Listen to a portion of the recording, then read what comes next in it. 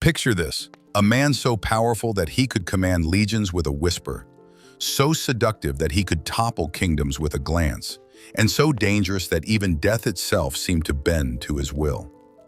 Tonight, we're diving deep into the shadows of ancient Rome to uncover the terrifying truth about one of history's most enigmatic figures, Marco Antonio, known to the world as Mark Antony. But here's what they don't teach you in history class. Marco Antonio wasn't just a Roman general, he was a master manipulator, a psychological warfare expert, and quite possibly something far more sinister than anyone dared to imagine.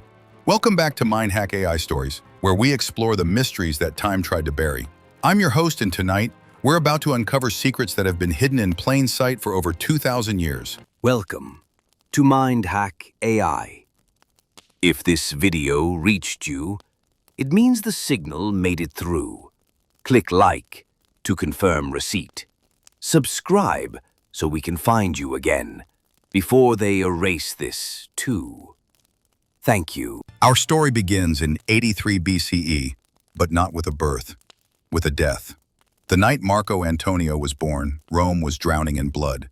The civil wars were tearing the Republic apart, and some say the very gods themselves were whispering dark prophecies into the ears of newborns. Antonio's grandfather, Marcus Antonius, was one of Rome's greatest orators, until his severed head was displayed in the Forum by Marius's men. But here's where it gets interesting and deeply disturbing. Ancient sources hint that young Antonio didn't just inherit his grandfather's political genius, he inherited something else. Something that would make him capable of psychological manipulation on a scale that would make modern experts in dark psychology seem like amateurs. The Antonio family had a secret. They weren't just politicians. They were students of human nature in its darkest form. Antonio's father died when he was young, but not before teaching his son a crucial lesson. Power isn't taken, Marco. It's given by those too weak to keep it.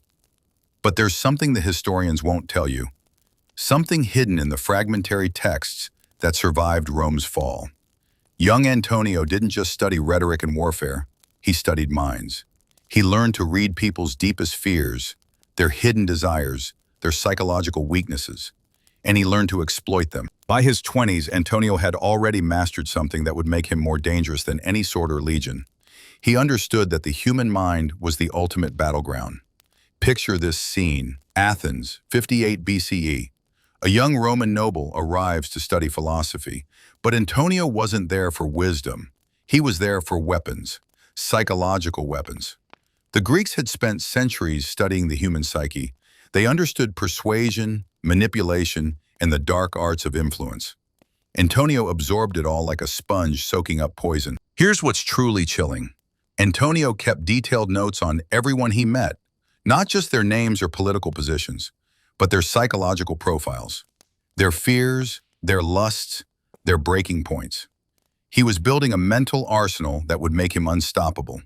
Ancient sources mention that Antonio had what they called the gift of seeing souls. Modern psychologists might call it an extreme form of emotional intelligence, but those who knew him described it differently. They said he could look into a person's eyes and see their deepest, darkest secrets. When Antonio aligned himself with Julius Caesar, it wasn't just political ambition. It was the meeting of two master manipulators. But here's the twist that will make your blood run cold. Caesar thought he was using Antonio. Antonio let him think that. The Gallic Wars weren't just about conquest. They were Antonio's training ground. While Caesar focused on military strategy, Antonio was conducting psychological warfare on a massive scale. He was studying how to break entire populations, how to turn tribes against each other, how to make surrender seem like salvation. The Celtic Druids spoke of a Roman commander who could steal souls with words. They weren't talking about Caesar. But here's where the story takes a truly sinister turn. Ancient letters, recently discovered in a monastery in southern France, suggest that Antonio was keeping detailed psychological profiles not just of enemies, but of allies, including Caesar himself.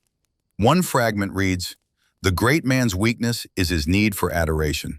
He cannot see that his friends applaud not from love, but from fear of his disapproval. This blindness will be his death." Antonio didn't just predict Caesar's assassination. He orchestrated the psychological conditions that made it inevitable. March 15th, 44 BCE, the Ides of March. Caesar lies dead, and Rome teeters on the edge of chaos. But Antonio was ready. The funeral speech that followed wasn't just oratory. It was the most sophisticated piece of psychological manipulation in recorded history.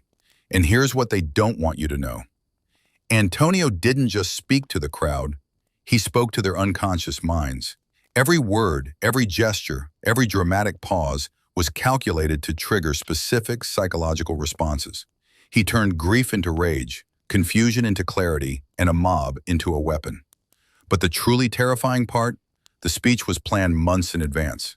Antonio had been preparing for Caesar's death long before the conspirators even. Modern psychological analysis of the surviving text reveals techniques that wouldn't be formally identified until the 20th century.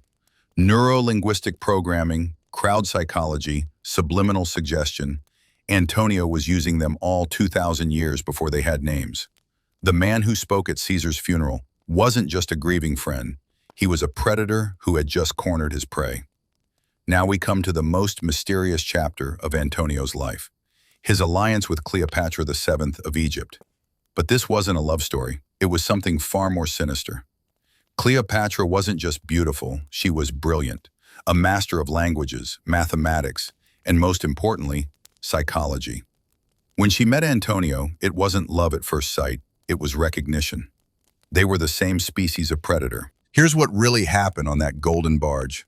Two master manipulators sizing each other up, looking for weaknesses, testing boundaries. The elaborate costume, the theatrical entrance. It wasn't seduction, it was a psychological duel. And Antonio, he was fascinated. Finally, someone who played the game at his level. But there's something darker, hidden in the Egyptian records.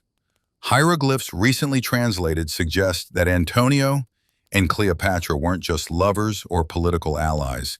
They were conducting experiments on human subjects. The text speaks of chambers beneath the palace where they studied the breaking of minds and the bending of will. They were trying to perfect the art of psychological control, to create techniques that could make anyone do anything. They called it the divine madness, a state where the victim would follow commands without question, believing they were acting of their own free will. And according to these sources, they succeeded. The Battle of Actium in 31 BCE. The final confrontation between Antonio and Octavian. But here's the truth they don't want you to know. Antonio didn't lose that battle, he threw it away. Deliberately. Why would the master manipulator destroy himself? The answer lies in the psychological profile he'd been building for years. Not of his enemies, but of himself. Antonio had become addicted to the game. The manipulation, the control, the power over human minds. It had consumed him. But there was one mind he could never fully understand or control. His own. The recently discovered letters reveal something chilling. In his final weeks, Antonio wrote, "I have gazed too long into the abyss of human nature. It gazes back, and I see myself reflected in its depths. I am become the monster I created." He realized that his greatest manipulation had been on himself. He'd convinced himself that he was in control, when in reality, he'd become a slave to his own dark arts. The suicide? It wasn't despair. It was the final move in a game that had lasted his entire life. Antonio had always been obsessed with control. In death, he achieved the ultimate control over his own story, his own legacy, his own ending. But here's the truly terrifying part. Antonio's techniques didn't die with him. Hidden in libraries across Europe, in monasteries and private collections, fragments of his writings survive, not the public speeches, but the private notes, the psychological profiles, the manipulation techniques. Medieval chroniclers speak of the Antony manuscripts, documents so dangerous that they were hidden away, studied in secret by those who sought power over others.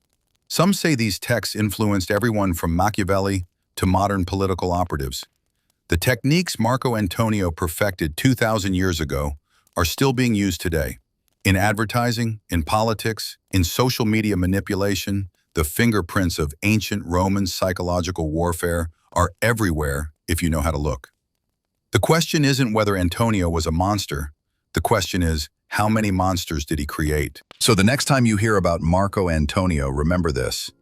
He wasn't just a Roman general who loved an Egyptian queen.